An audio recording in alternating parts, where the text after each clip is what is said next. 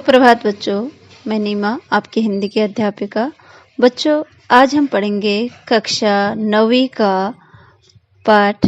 केदारनाथ अग्रवाल जी ने ये लिखा है, चंद गहना से लौटती बेर।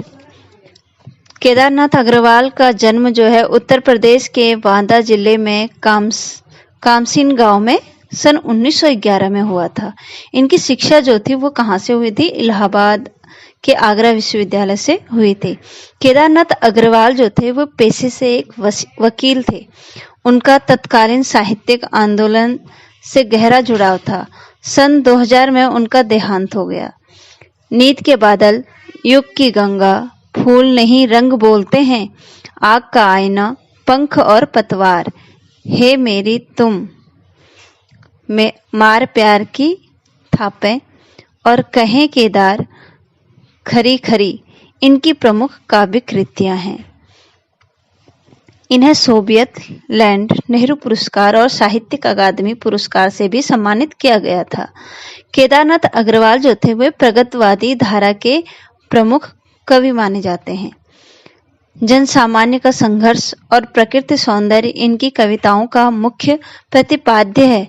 उनके यहाँ प्रकृति का जो यथार्थ रूप है ना, उसको उन्होंने व्यक्त किया है। उसमें यथार्थवादीता का रूप व्यक्त हुआ है, जिसमें शब्दों का सौंदर्य है, ध्वनियों की धारा है और सत्यापन की कला भी है।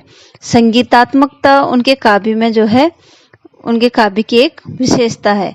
बुंदेलखंडी समाज का दैनंदिन जीवन अपने खुलेपन और उमंग के साथ उनके काव्य में जो है वो अव्यक्त हुआ है। केदार कविता की भाषा को लोक भाषा के निकट लाते हैं। जो केदारनाथ जी हैं वो क्या करते हैं, अपनी कविता की जो उनकी भाषा है वो क्या होती है, लोक भाषा के निकट है।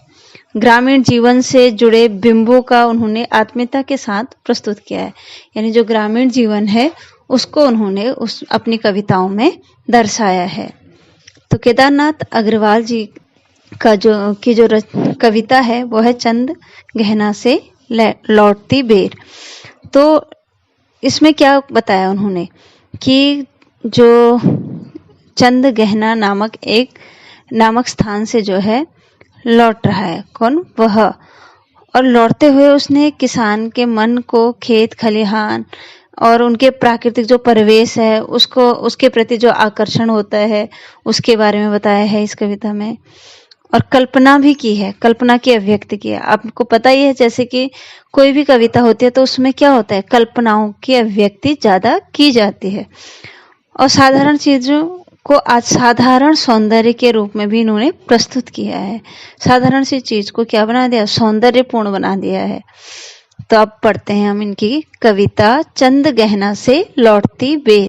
देख आया चंद गहना, देखता हूँ दृश्य अब मैं, मेड़ पर इस खेत की बैठा अकेला, अब बीते के बराबर यह हरा ठिगना चना, बांधे मुरेठा शीस पर, छोटे गुलाबी फूल का सज कर खड़ा है, पास ही मिलकर उगी है बीच में अलसी हटीली, देह की पतली कमर की है लचीली, नील फूले फूल को सिर पर चढ़ाकर। तो यहाँ देखिए, जो चंद गहना से लौटते बेर कविता है, इसमें कवि ने प्राकृतिक सौंदर्य को किस प्रकार से प्रस्तुत किया है। देख आया चंद गहना, देखता हूँ दृश्य अब मैं जब है, कवि कहते हैं कि जब मैं चंद गहना नामक स्थान से लौटकर आ रहा था तो मैंने एक दृश्य देखा। दृश्य अब मैं देखता हूँ, दृश्य अब मैं यानी एक दृश्य में देखता हूँ। कैसा दृश्य? मेड़ पर इस खेत की बैठा अकेला। मैं जो खेत की मेड़ है, खेत की मेड़ आप जानते हो, जैसे खेत आपने देखे होंगे, खेतों के जो पानी के बहाव को रोकने के लिए खेतों के चारों तरफ से ऊंचा कर दिया जाता है मिट्टी को, उसको बोलते हैं खेत की मेड़। तो कवि कहते हैं कि मैं खेत की मेड़ पर अकेले बैठा था, एक बीते के बराबर यह हरा ठिगना चना। तो चने के पौधे के बारे में बता रहे हैं कि एक दृश्य मैंने ऐसा देखा जब मैं कहाँ बैठा था, खेत की मेड़ पर बैठा था। चने का पौधा एक माप के बराबर, एक बीते के बराबर, एक माप के बराबर था, उसके एक माप था। तो यहाँ हरा ठिगना चना, वो कैसा था पौधा चने का?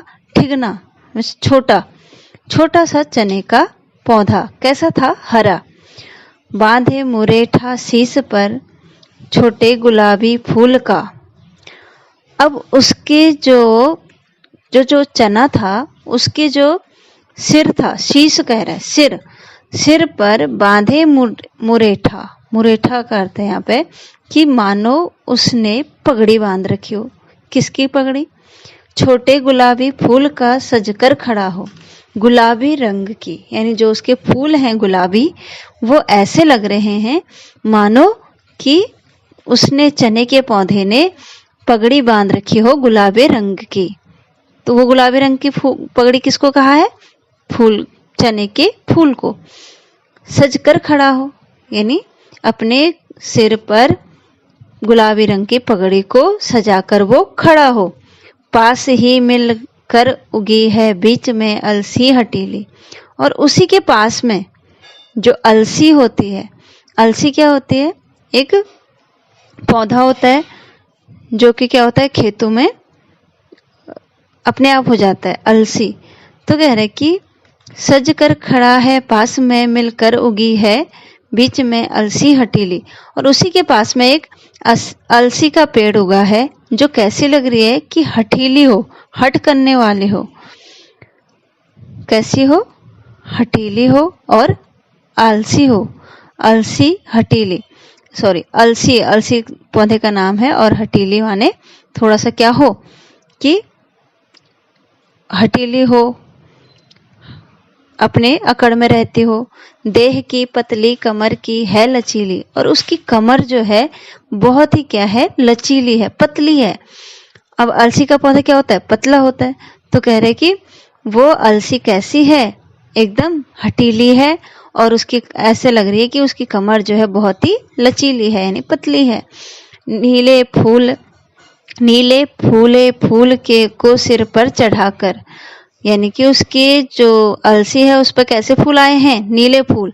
तो वो नीले फूल ऐसे क्या कर रखी है? उनको उसने सिर पर चढ़ा रखे, यानी उसके मानो उसके सिर पर कैसे हो? नीले फूल हो। नीले फूल जो है उसके सिर पर जैसे उसने क्या कर रखा हो? हठीली माने गुस्से में, और अपने अकड़ में जो है वो क्या कर रही हो? बहुत ही अकड़ में दिख रही है। क्यों दिख रही है? क्योंकि उसकी जो कमर है वो पतली है और लचीली है, और वो उसके जो नीले फूल हैं वो उसके सिर पर ऐसे चढ़े, यानी इस प्रकार से खिले हैं कि जैसे कि वो क्या करे? अपनी अकड़ में खड़ी हो। तो इस प्रकार जो है केदारनाथ जी ने जो है इस कविता में एक चने के पौधे को, एक अलसी के पौधे को मानवीय रूप दे दिया। तो यहाँ पे आपका जो है मानवीकरण अलंकार भी है। तो मानवीकरण अलंकार कहाँ है? एक तो जहाँ पे इन्होंने बोला है कि क्या, एक हरा ठिगना चना बांधे मुरेठे शीश पर छोटे गुलाबी फूल का सजकर खड़ा है। तो यहाँ क्या माना है उसको? एक दूल्हे के रूप में माना है, यानी दूल्हा क्या बांधता है? पगड़ी बांधता है ना।